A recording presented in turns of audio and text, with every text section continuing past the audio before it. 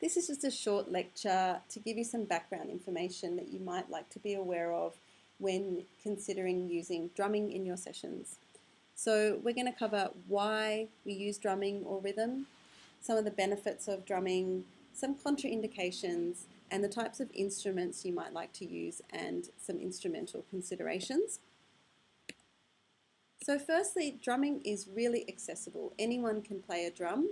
You just have to beat the drum and you're essentially making sound, and it's a really accessible introduction to music making.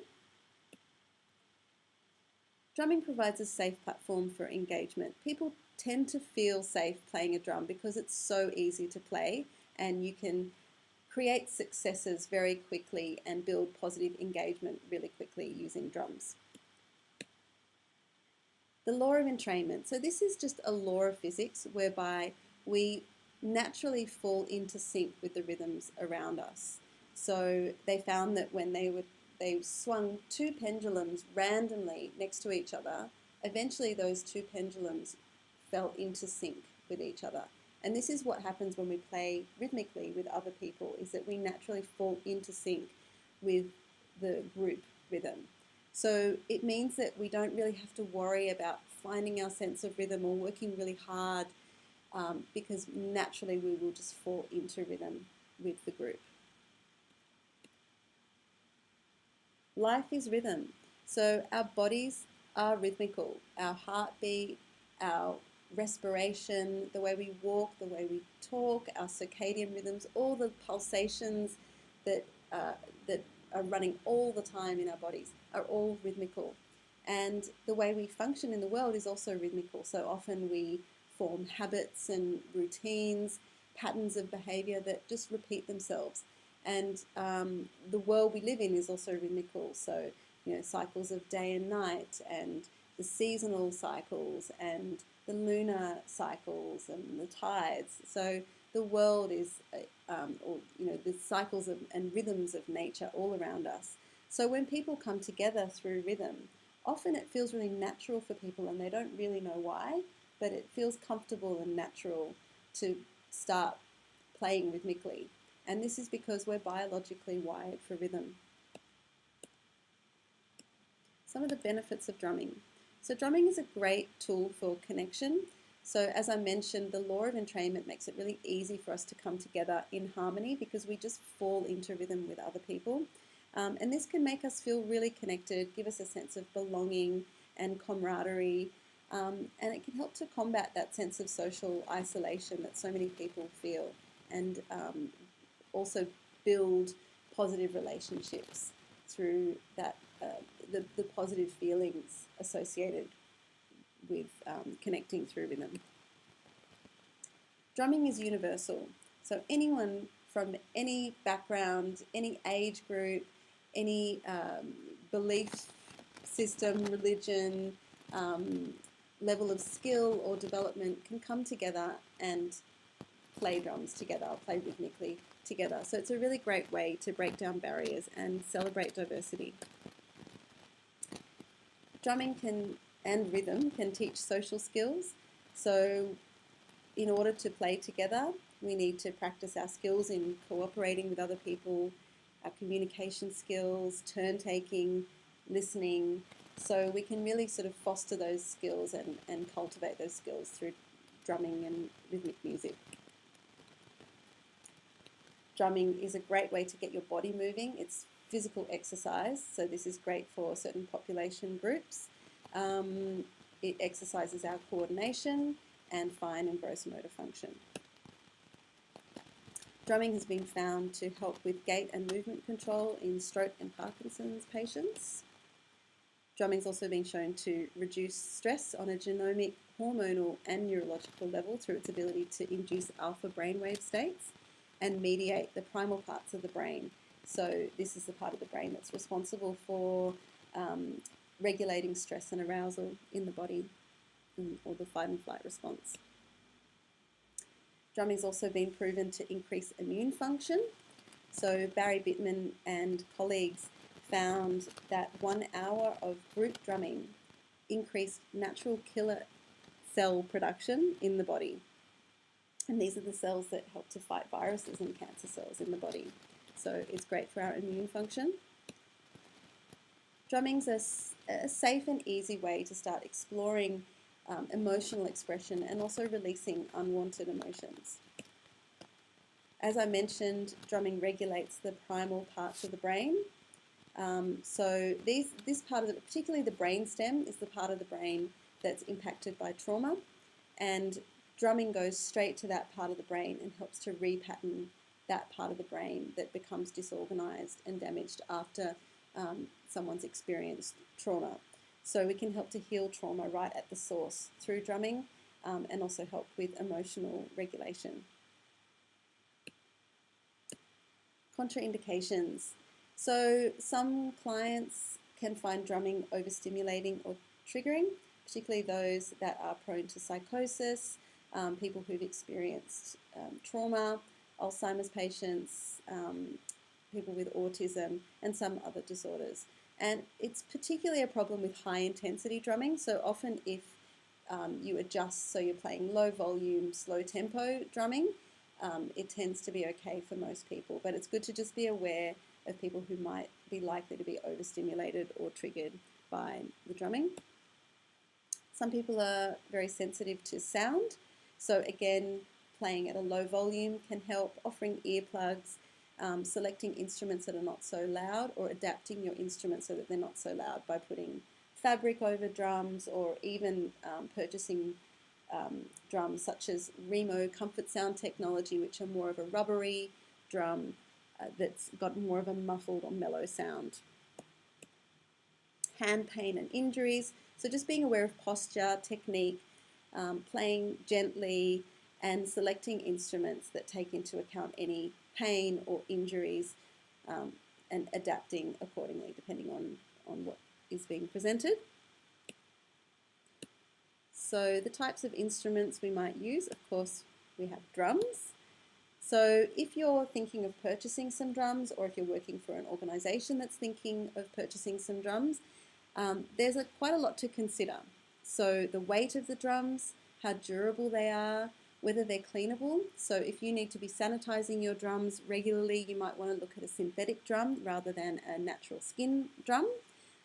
Some drums are stackable, so if you're short on space for storage, or if you need to be transporting them a lot, drums that are stackable can be a really great option. So Remo makes a Versa drum where the heads come off and the body's stacked together. So something like that might be good if you're short on space. Whether you choose all of the same type of drum or a mixture of drums depends on the types of populations that you're working with. So if, for example, you're working with kids at risk in a school setting, if you have all different drums, different sized and coloured drums, there's going to be some power struggles and conflicts with people fighting over the biggest drum, the prettiest drum. So in that sort of situation, it's great to have all the same drums. But if you're working in, say, a nursing home, it can be great to have a variety of drums because people resonate with different sounding drums or drums that look a little bit different. And also this takes into account the individual needs of the clients in terms of, whether the drum sits on the floor or is held in the hand. It's worth considering that. Adapting for physical limitations, as I mentioned before. So choosing mallet drums or floor drums or handheld buffalo drums can be a really great option for people who are more limited physically.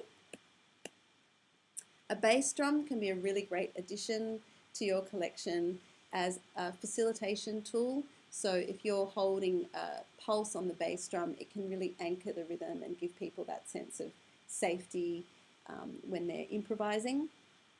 But it's also a great participant leadership tool. So if you're passing around the bass drum and when you get the bass drum, you're the leader, that can be really empowering for clients. Then we have the handheld untuned percussion instruments. So we tend to divide that into three categories of bells, shakers and wood. So bells include things like triangles and cowbells, go-go bells, shakers, so things like egg shakers or maracas, tambourines fall into the shaker category as well. And then we have wood blocks, güiros, claves, frogs, all those sorts of instruments. So these instruments are really great to create variety. So they keep the music interesting and varied, and there's a lot of elements to play with. So they're great to include in your kit. Make sure that they're easy to play and hold. Most of these handheld percussion instruments are easy to play and hold, so they're a great option for people who might not be able to play a drum. Be aware of volume variance. So you don't want to include really overpowering instruments such as really loud cowbells or tambourines. They can really overpower all the other instruments. So with bells, you can adapt by using, for example, chopsticks as beaters so that they can't play them that loud, or even soft felt mallets can be good for bells to just reduce the volume. Just be aware of safety, so especially with young kids, running with beaters, putting the beaters in their mouth, the heads can come off and become a choking hazard. Sometimes metal instruments, bells can be sharp, and wood instruments can splinter as well. So then we have our tuned percussion, such as chime bars, xylophone bars, tonal chimes, boom whackers. I tend to have most of my tuned percussion in C pentatonic for group improvisation, as I'm working in mental health. Sometimes people can feel a little bit uncomfortable about introducing pitch because they feel that they're going to make a mistake and make it sound bad.